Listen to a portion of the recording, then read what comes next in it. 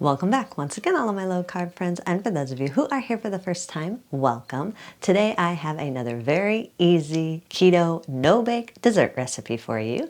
Today we are going to make very simple no-bake keto cheesecake bars. And if you don't want these in the bars, you can always just press it into a 9-inch pie pan and have a no-bake regular traditional cheesecake. And if you want a printable version of this recipe, you can check out my website at janet'sdeliciouslowcarbkitchen.com. You can find a printable version of this recipe and other goodies there for you. And if you're new to the channel and you want to see lots of easy, delicious, low-carb keto recipes, make sure you click that subscribe button and click the notification bell that's right next to the subscribe button. That way you can be notified every time I put out videos every Wednesday and Saturday.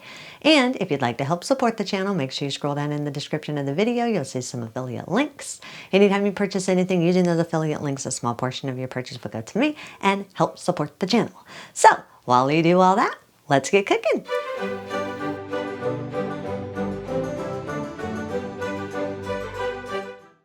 Line an 8 by 8 inch square cake pan with parchment paper. Allow the paper to hang over the sides just a little bit. This you're going to use as handles to lift out the cheesecake bars once they're done. If you want to make this into a traditional no-bake cheesecake, then just line the bottom of a 9-inch pie pan. Place 168 grams or around 1 3/4 cup of very fine almond flour into the prepared cake pan. Now, if you're allergic to almond flour or you don't want to use almond flour, you can use coconut flour. I'm just using almond flour because it gives it more of a graham cracker crust type taste in my opinion. But as I said, using coconut flour tastes just as well. I've used it and it tastes excellent. And you would use the same amount, 168 grams, which for coconut flour is about 1 1/3 cup rather than 1 3/4 cup. Add 65 grams or around 1/3 cup of the brown sugar sweetener of your choice. You can use granulated sweetener if you prefer to, but again, the brown sugar sweetener helps the crust taste more like a graham cracker crust, whether you're using almond or coconut flour. Add an 1/8 teaspoon of salt, and if you want to, you can add some dry spices of your choice. Use a fork or your fingers and stir the dry ingredients all together. Make sure there are no lumps. If you need to, get your fingers in there and rub the dry ingredients together. You want to make sure that there are no lumps at all in the mixture. Add 4 grams or around 1 teaspoon of vanilla or maple extract. If you're using coconut flour and you want the crust to have the closest flavor to a graham cracker crust, I would suggest using maple extract rather than vanilla extract. Add 1/4 cup of butter that's been melted and cooled. If you're using coconut flour, then use a 1/2 cup of butter that's been melted and cooled. Make sure the butter is cool. You don't want to add hot butter. Use a fork or your fingers and stir the mixture together until all the dry ingredients are moist. Make sure every single part of the dry ingredients gets moistened with the butter. If you have any dry ingredients that doesn't get moist, then your crust will fall apart. Press the mixture firmly throughout the bottom of your cake pan. Make sure you get it nice and tight, nice and firm. That way your crust won't be crumbly. Then place the crust into the refrigerator while you make the filling. For the filling, in a small bowl, combine 118 milliliters or around a 1/2 cup of very hot water. Make sure this is very hot. You don't want it boiling, but you do want it to be very hot. Sprinkle in a 1/4 ounce packet of plain gelatin powder. This is about 2.5 teaspoons of dry gelatin powder. Use a fork and stir the water and the gelatin powder together for around 20 to 30 seconds or until the gelatin powder is fully dissolved. Pour the gelatin into a large mixer bowl. Add 16 ounces of very soft cream cheese. Make sure this is very soft so you can easily mix it in. You do not want it melted, but you do want it to be very soft so it blends easily. Beat the cream cheese on low for about 10 seconds or so just to start breaking it up a bit. Then increase the speed to medium-low and beat on medium-low for about 2 minutes or until the cream cheese is smooth.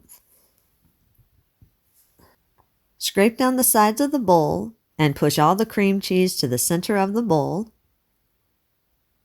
Add 123 grams or around a half cup of the plain Greek yogurt of your choice. Then beat on low for about 10 seconds or just until the yogurt starts combining with the cream cheese. Then increase your speed and beat on 1 minute until everything is fully combined and smooth. Now you do want to use Greek yogurt in this case because you want that thickness in order to keep your cream cheese bars stable and firm. You can use a flavored Greek yogurt if you want to have some flavor to it, but be careful which flavored yogurt that you use. Make sure it is a low-carb, keto-friendly yogurt.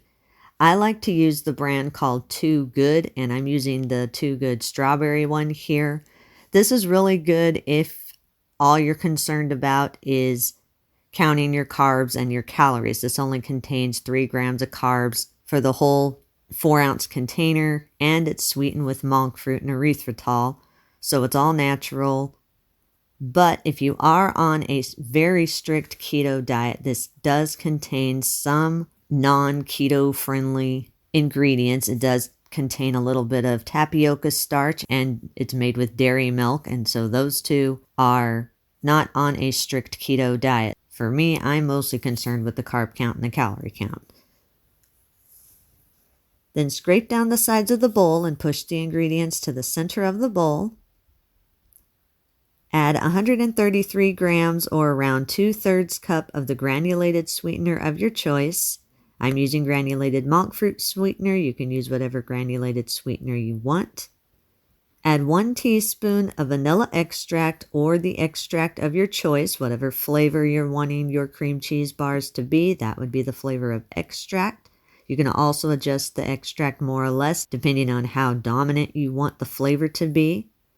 Beat everything together on low for about 10 seconds or just until the sweetener starts combining and gets moist so it won't shower all over the place. Then increase your speed to medium and beat on medium for about 1 minute or until everything is fully combined and smooth. As far as the sweetener goes, you can adjust this a little bit if you think that 133 grams is going to be a little bit too sweet for you, but I wouldn't adjust it a whole lot because you run the risk of affecting the texture and it not setting as well. So if you're going to reduce it, don't reduce it any more than about a half cup of sweetener.